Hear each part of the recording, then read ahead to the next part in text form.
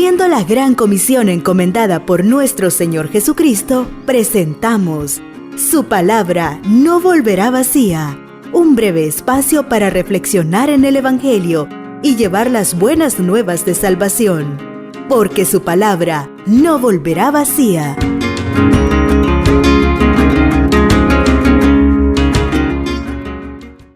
Bien, como siempre les decía, agradecerle al Señor, agradecerle a cada uno de ustedes que nos permiten acompañarles. Muchísimas gracias. Y como siempre también pedirles que si la palabra que hoy vamos a compartir edifica su vida, pedirles que por favor ustedes también la compartan.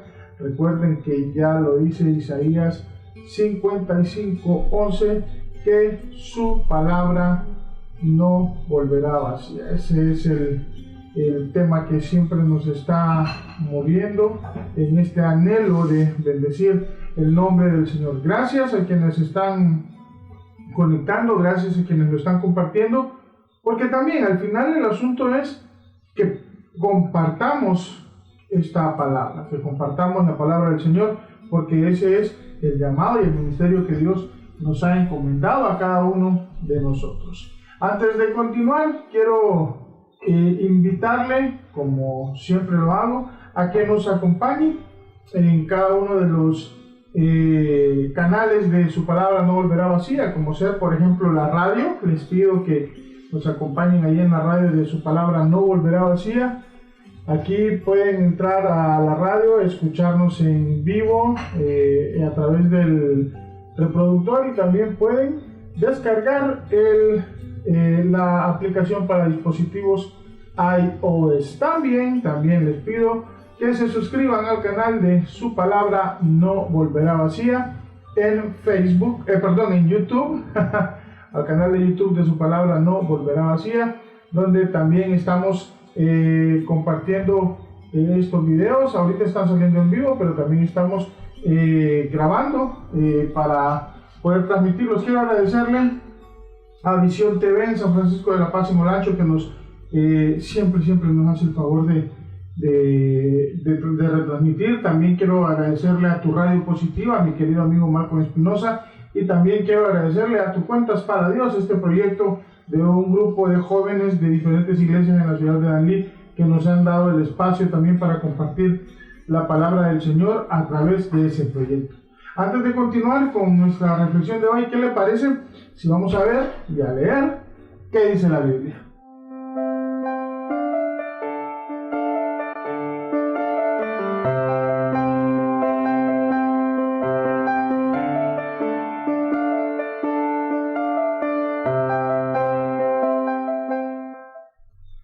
Bien, continuamos con Su palabra no volverá vacía. Gracias a quienes están conectando, gracias a quienes están compartiendo esta transmisión. Quiero, como siempre, también pedirles que estemos orando por las diferentes situaciones que están pasando en nuestro país. Situaciones obviamente que tienen que ver con el COVID, situaciones de violencia que lastimosamente no cesan. Obviamente sabemos, a los que buscamos entender y escudriñar la palabra del Señor, sabemos que estas cosas tienen que pasar antes de que el Señor venga. Así que esforcémonos en predicar el Evangelio. En la serie de Reedificando, estamos tocando diferentes temas y diferentes medios, y más bien diferentes personajes de los que la Biblia nos habla como reedificadores. Y uno de ellos que veíamos hace unos días era Giel, reedificar como Giel. Esto de reedificar como Giel es bastante complicado, porque reedificar como Giel es reedificar sobre maldición, que fue lo que pasó con Giel. Si usted recuerda, había una maldición que se dijo allá en el libro de Josué, en el capítulo 6 y en el verso 26. Josué maldijo a quien reconstruyera la ciudad de Jericó. Mucho tiempo después, este hombre Giel decidió reconstruirla con las consecuencias que ya todos sabemos que hubo para su vida. Pero también, y cuando hablamos de reedificar en la Escritura, siempre casi que la referencia obligada es Nehemías. Casi siempre, fíjense que la referencia obligada es Nehemías.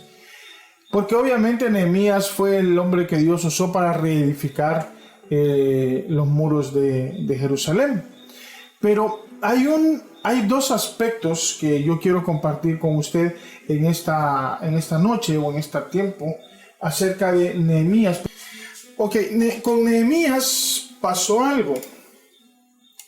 Al hablar de Nehemías, usualmente hablamos de Nehemías como el reconstructor, pero hubo dos aspectos muy importantes que yo quiero compartir con ustedes de la labor de Nehemías y de cómo Nehemías hizo, qué fue lo que movió a este varón de Dios para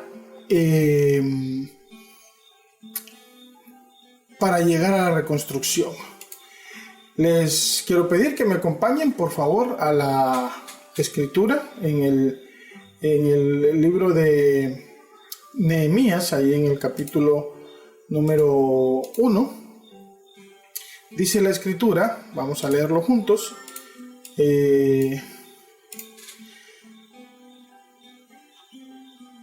Nehemías recibe las noticias de lo que está pasando en la ciudad. Y pasó algo. Nehemías recibió estas noticias con mucha tristeza. Porque obviamente le dijeron todo lo mal que estaba pasando allá. Y lo que Nehemías dice, y es lo que vamos a compartir hoy, en el verso 4, es más que importante y debe ser como la gran enseñanza o una de las grandes enseñanzas que nosotros debemos aprender de Nehemías.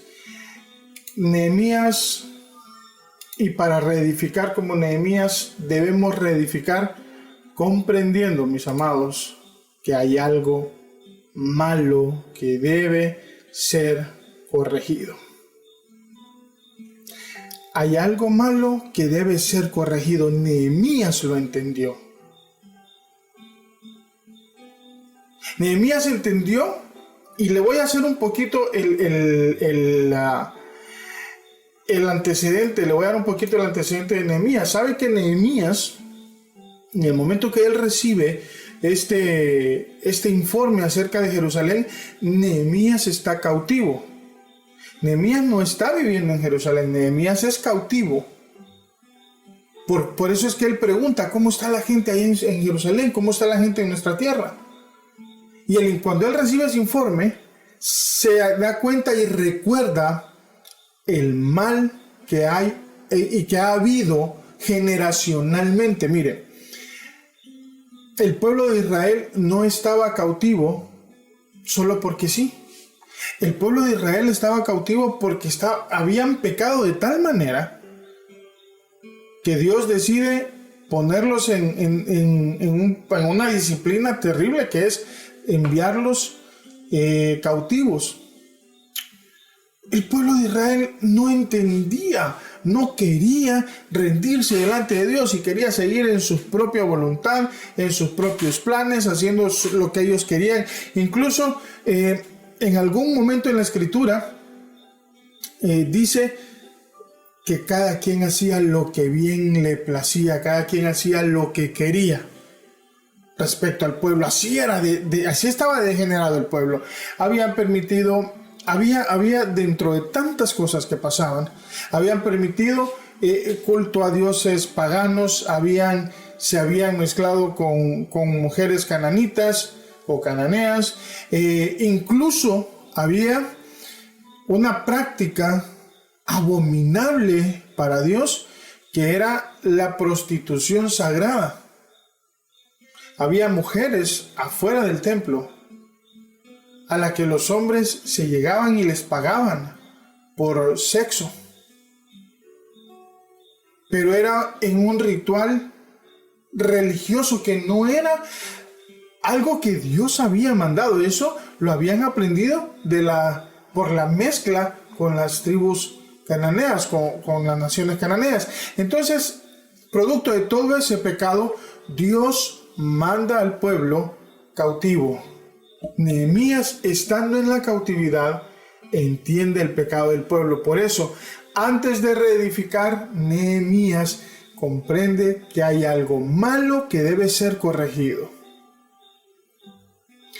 Nosotros, si queremos que Dios reedifique en nuestras vidas, debemos estar conscientes que hay situaciones malas que deben ser corregidas.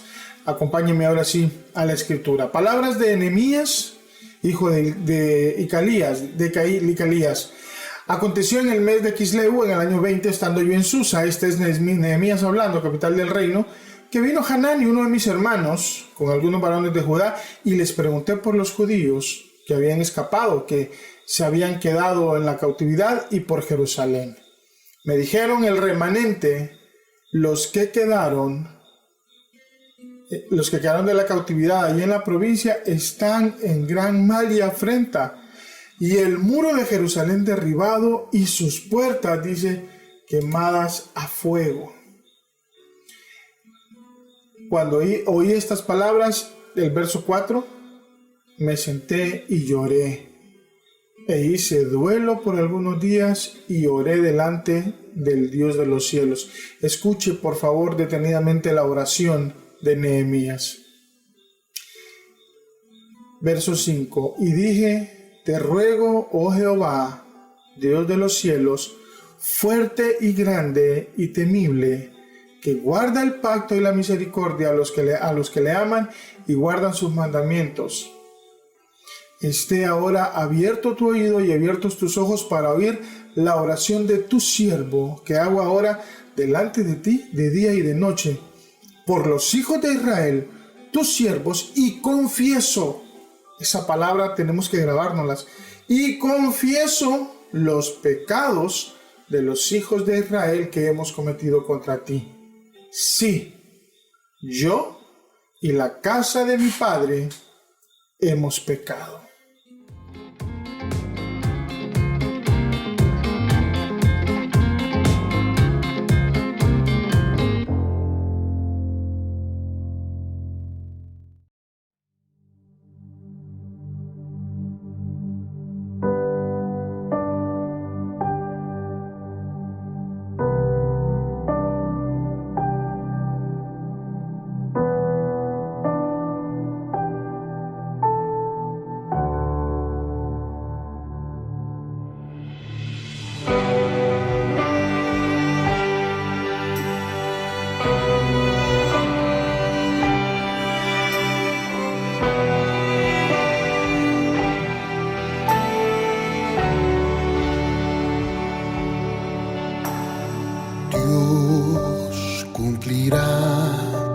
Todo lo que prometió,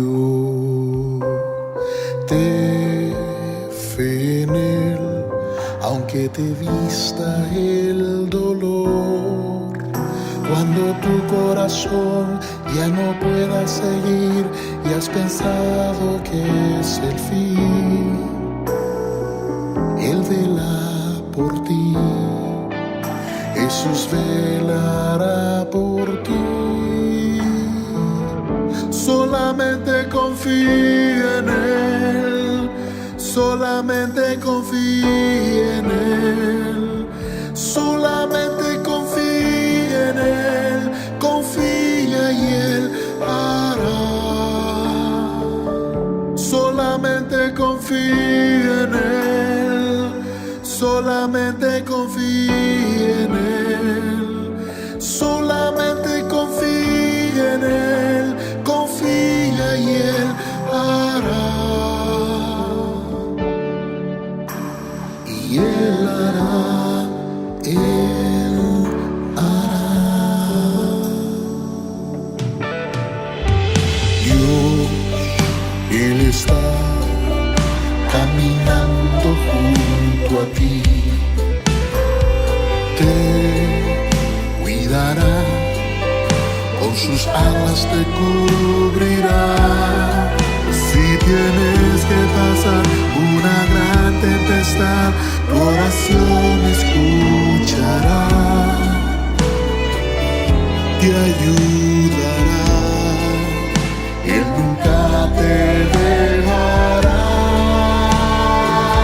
Solamente confía en Él, solamente confía en Él, solamente confía en Él, confía y Él hará.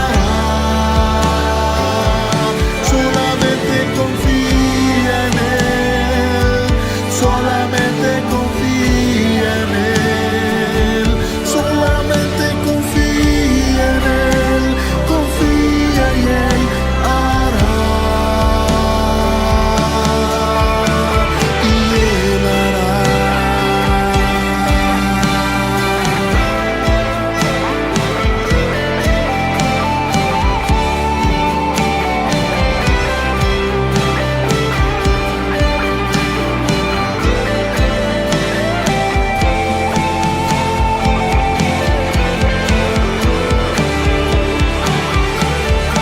Solamente confía en Él, solamente confía en Él, solamente confía en Él, confía y Él hará. Solamente confía en Él, solamente confía en Él, solamente confía en Él, confía y Él hará. Él hará, Él hará. Aunque ande en valle de sombra o de muerte, no temeré mal alguno, porque tú, mi Dios, estarás conmigo. Donde quiera que yo vaya. Amén.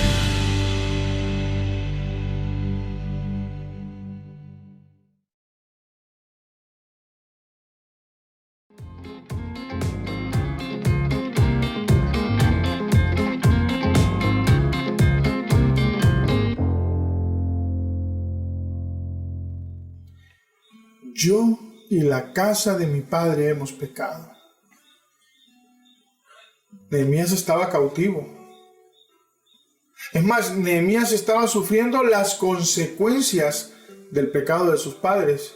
Y sin embargo, lo que Nehemías hace en este momento es reconocer el pecado que ha habido. Yo no puedo pedirle a Dios que reedifique mi vida si no estoy dispuesto a reconocer mis situaciones de pecado. Para reconstruir, tiene que haber un lugar apto para ese fin.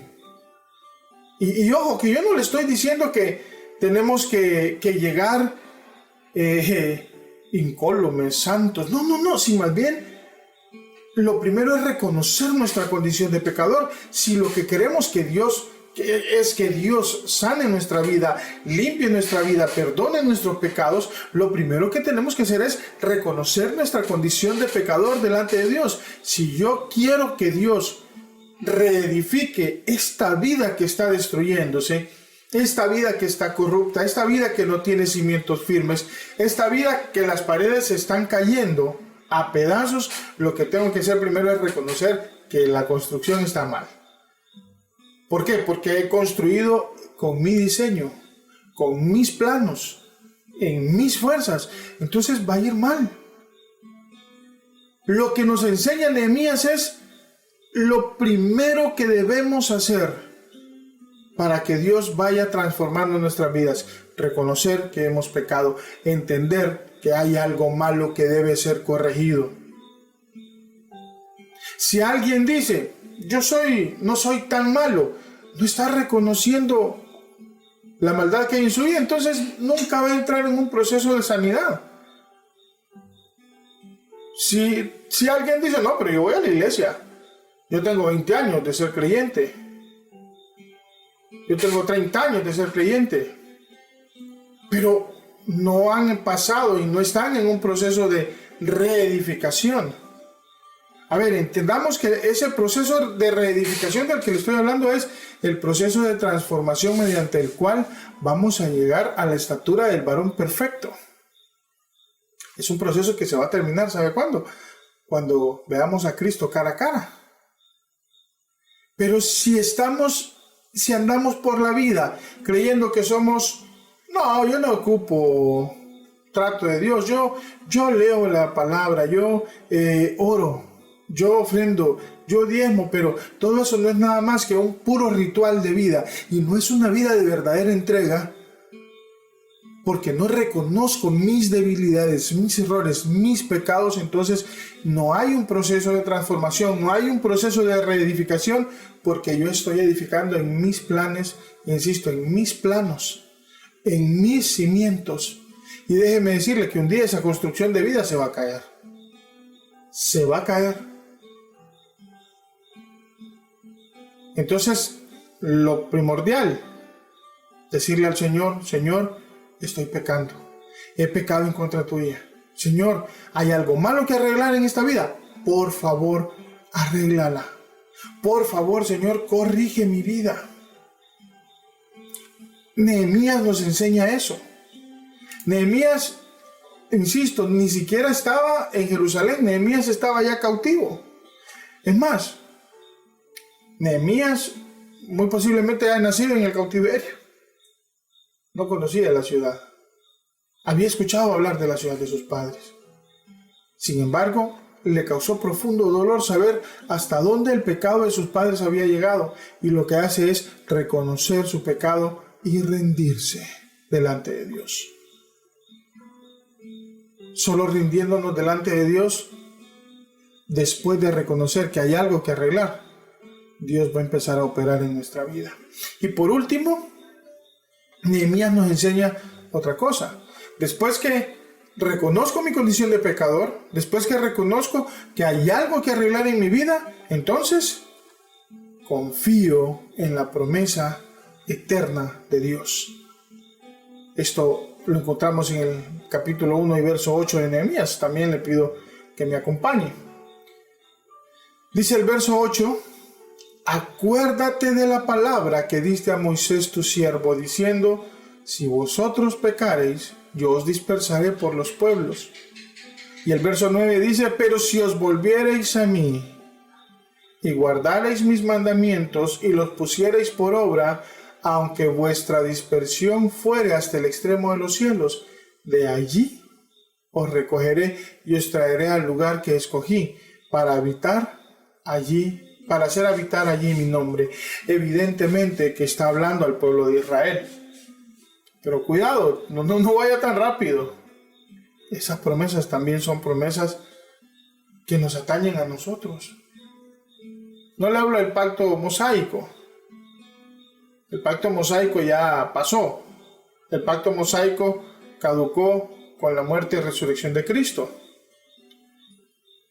Pero esta promesa de que volvernos a Dios va a provocar que Dios escuche nuestro ruego, eso es para siempre.